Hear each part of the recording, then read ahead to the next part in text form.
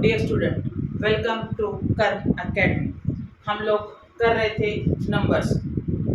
Last lesson में आपने numbers को पढ़ा था कि how many types in number. तो आज सेकंड लेक्चर में हम करेंगे Roman numeral. Roman numeral Hindu Arabic numbers को हम लोग किसमें, रोमन न्यूमेरल में कैसे लिखते हैं। तो ये छोटा सा टॉपिक है, अलग से नहीं आता मैथ के अंदर। हम बात करते हैं, हम 1 to 5 या 6 to 8 की हम बात करते हैं। हर टॉपिक, ये रोमन न्यूमेरल का जो टॉपिक्स है किसी एक चैप्टर के अंदर छोटा सा आता है, बट ये अपने आप में ही बहुत लार्ज हो जाता है। छोटा सा टॉपिक भी अपने आप में बहुत लार्ज हो जाता है। इसमें गिनती चुनती के सिर्फ 4 या 5 सम ही होते हैं और जो मेनली पूछे जाते हैं उनसे रिलेटेड आज हम बात करेंगे। इस टॉपिक को मैंने 2 पार्ट्स के अंदर डिवाइड किया है। फर्स्ट है डिनोट, कि रोमन न्यूमेरल्स को लिखने के लिए कुछ एक सिंबल्स साइंस लिए गए हैं। वो कौन कौन से हैं, इंग्लिश लेटर के हैं, अल्फाबेट के हैं, वो कौन कौन से हैं, कौन से नंबर के लिए कौन सा लेटर कौन सा सिंबल लिया गया है।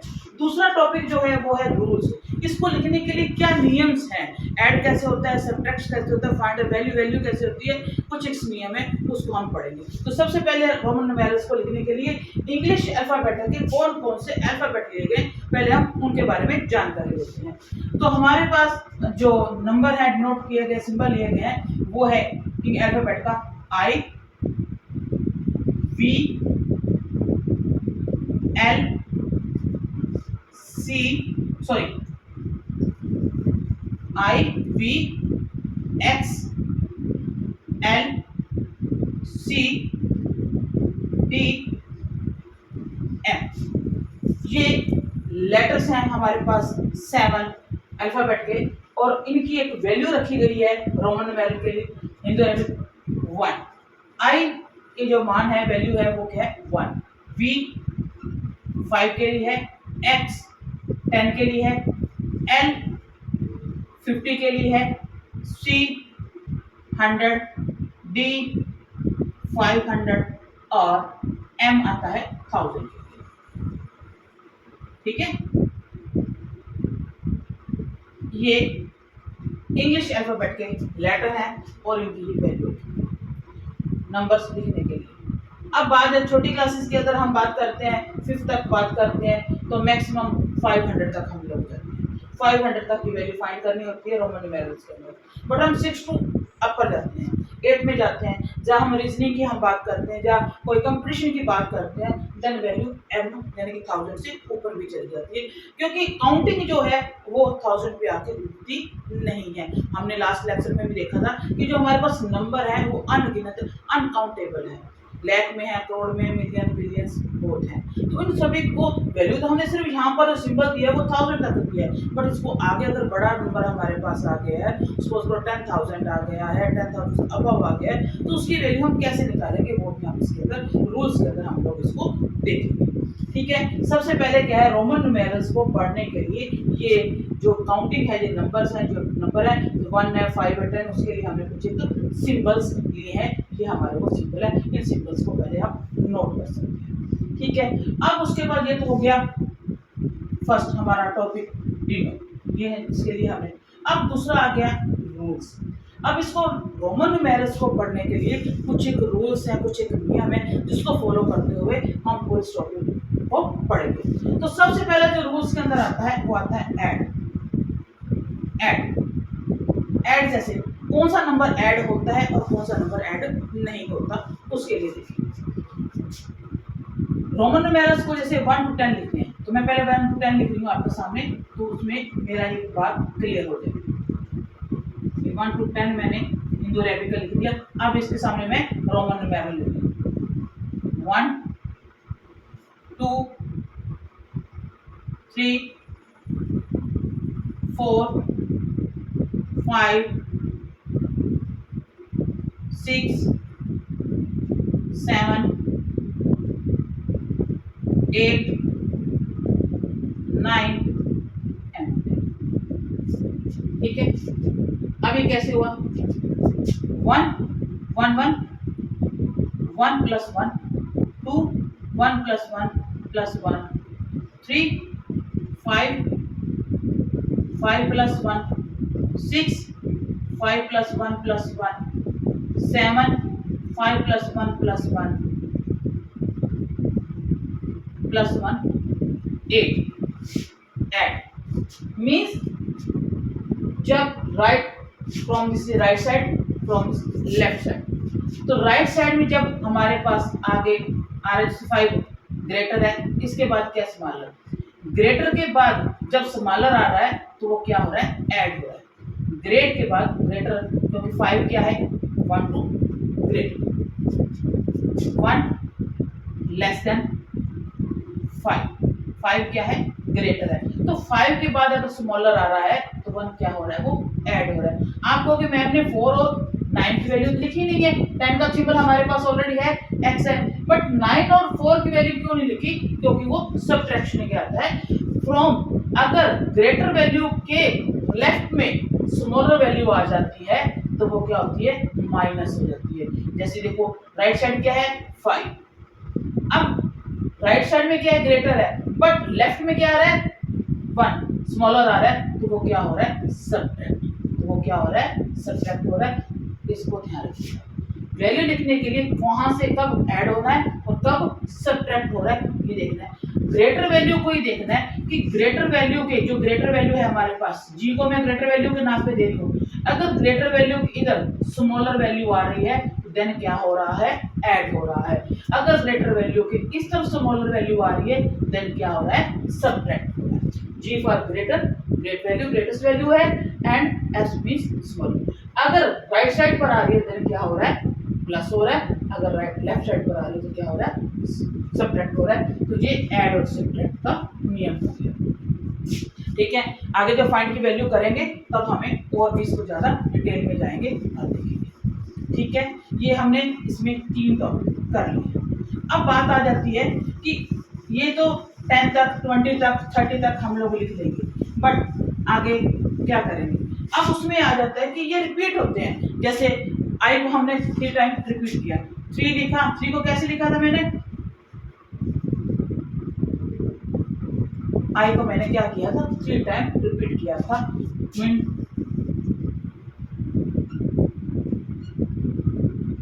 टाइम रिपीट किया था। तो यहाँ पर क्या हो रहा है, रिपीट भी हो रहा है। अब बात आती है कौन से सिंबल से रिपीट होते हैं और कौन से सिंबल रिपीट नहीं होते। तो ये भी हम यहाँ पर देखेंगे कौन कौन से रिपीट होते हैं और कौन कौन से रिपीट नहीं होते। तो यहाँ पर जो हमारे थे 1, 10, 100 एंड 1000, इधर थे हमारे पास 5, 50 एंड 500। इनके सिंबल क्या था हमारे पास, I, X, C and M, ये हमारे पास सिंबल थे। 5 का सिंबल हमारे पास क्या था, V, L एंड D, ये हमारे पास इनके सिंबल थे। अब रिपीट कौन सा होगा और कितने टाइम रिपीट होगा इस पर बात करते हैं। तो ये जो है सिंबल ये कभी भी रिपीट नहीं होते, ये कभी भी रिपीट नहीं होते, ये जब भी लिखे जाएंगे सिंगल टाइम में ही लिखे जाएंगे और ये रिपीट होते हैं।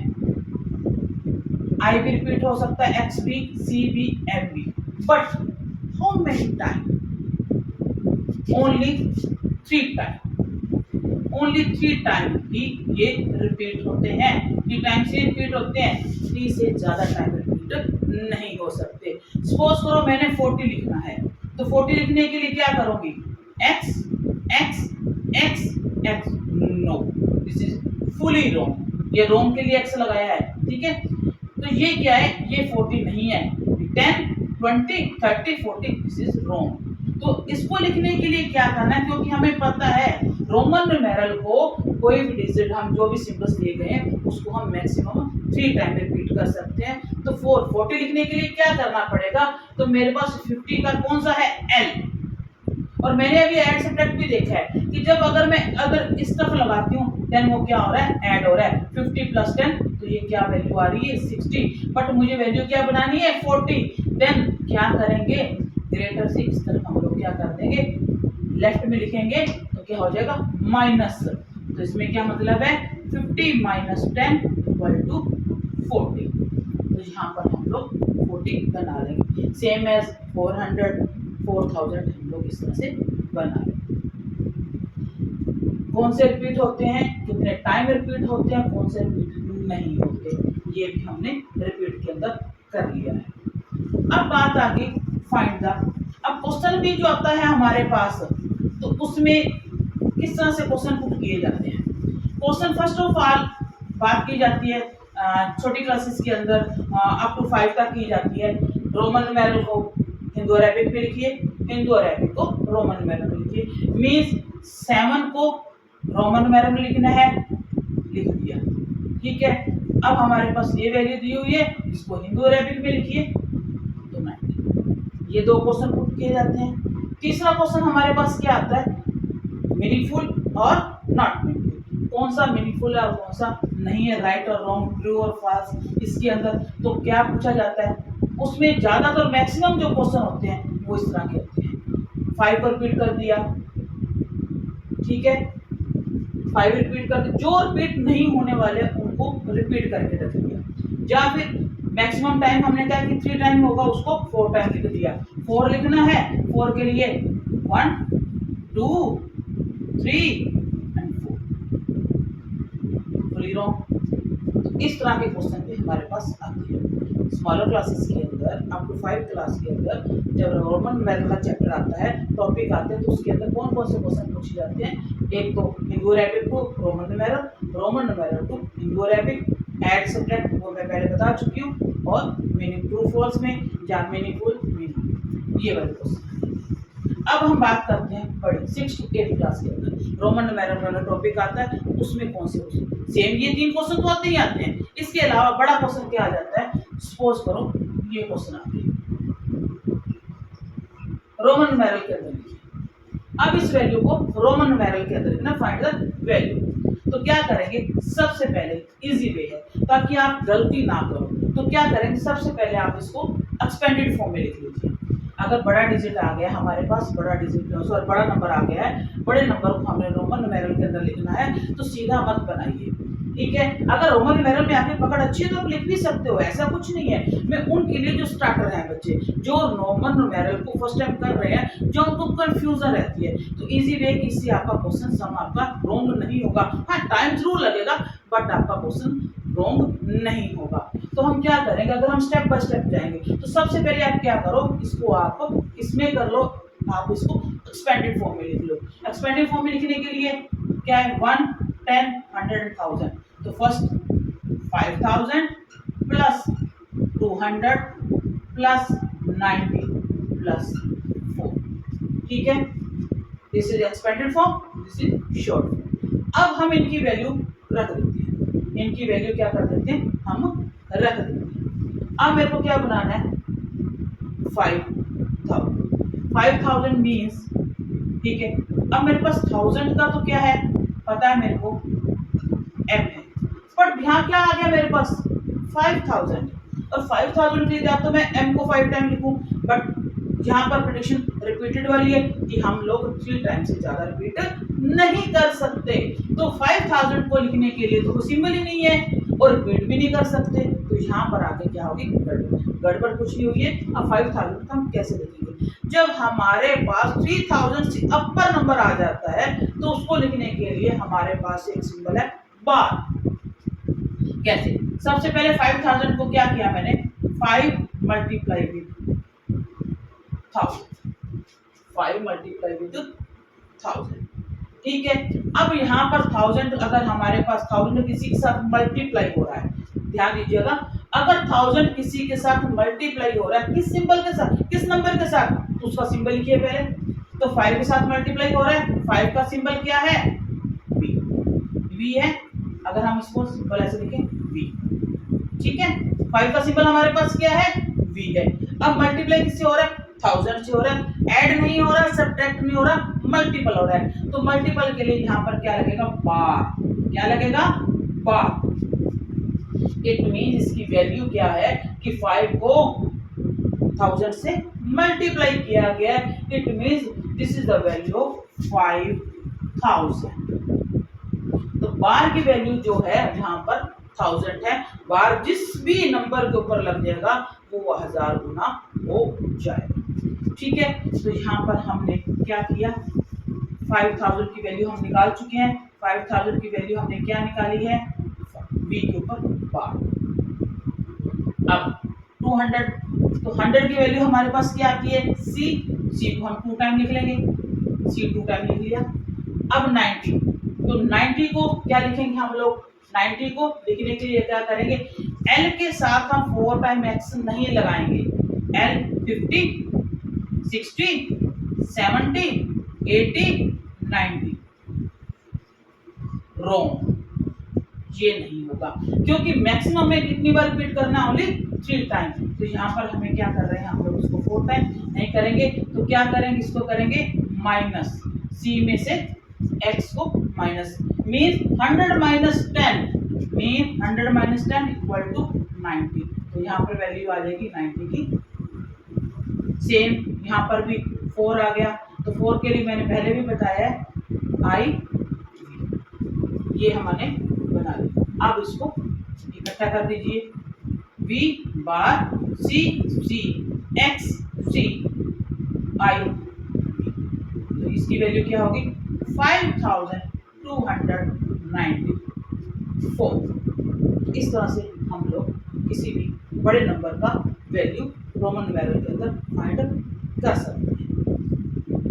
रोमन न्यूमेरल पढ़ने के लिए ये टॉपिक्स हैं, पहला साइन सिंबल्स है, सिंबल पढ़ लिए, कौन से नंबर के लिए कौन सा नंबर है, सिंबल है। दूसरा है ऐड कैसे होता है, सब्ट्रैक्ट, जैसे अभी मैंने किया, ये ऐड में आ गया, ये सब्ट्रैक्ट में आ गया, ये सब्ट्रैक्ट में आ गया। फिर रिपीट, ये रिपीट में आ गया, कितने टाइम रिपीट हुआ है, रिपीटिंग में आ गया, फाइंड द वैल्यू। इस तरह से हम लोग इसको फाइंड कर सकते हैं। अब कौन सा किसमें माइनस होता है, कौन सा किसमें ऐड होता है, तो वो भी हम एक थोड़ा सा देख लेते हैं, कौन कौन से ऐड होते हैं और कौन कौन से सब्ट्रैक्ट होते हैं। ठीक है, b कभी भी किसी में से सब्ट्रैक्ट नहीं होगा, ठीक है, ये वाला b, क्योंकि इसकी वैल्यू क्या है, 5। सपोज करो मेरे को 5 लिखना है, 50 लिखना है, मीन्स मेरे को क्या लिखना है, 15। तो क्या करेंगे, 20 के आगे b लिख देंगे, 20 माइनस, क्योंकि हमें पता है आगे लिखने से क्या हो जाएगा, ये सब्ट्रैक्ट हो जाएगा, बट यहाँ पर ऐसा नहीं होगा, 20 माइनस 5 नहीं होगा, यहाँ पर एडिंग होगी 10। इसमें मीन्स ये कभी भी सब्ट्रैक्ट में नहीं आता, b सब्ट्रैक्ट में नहीं आता। उसके बाद और कौन सा सब्ट्रैक्ट में नहीं आता, l, v l, ये भी सब्ट्रैक्शन में नहीं आता, l भी किसी से सब्ट्रैक्ट नहीं होगा। उसके बाद आ जाता है d, ये भी किसी से सब्ट्रैक्ट नहीं होता, ठीक है, ये कभी भी सब्ट्रैक्शन के लिए नहीं आएंगे, कभी भी बड़े डिजिट के आगे नहीं आएंगे, ये सब्ट्रैक्शन हमेशा एडिंग में आएंगे, सब्ट्रैक्शन में ये नहीं आएंगे। और रोमन न्यूमेरल की इस वीडियो से आपका रोमन न्यूमेरल का जो कॉन्सेप्ट है इजीली क्लियर हो गया होगा। फिर भी अगर कोई डाउट है तो कमेंट बॉक्स में आप पूछ सकते हैं, जल्दी उसका आंसर देने का प्रयास करूंगी। फिर मिलेंगे एक नई वीडियो के साथ, नए कॉन्सेप्ट के साथ। Have a good day, thank you.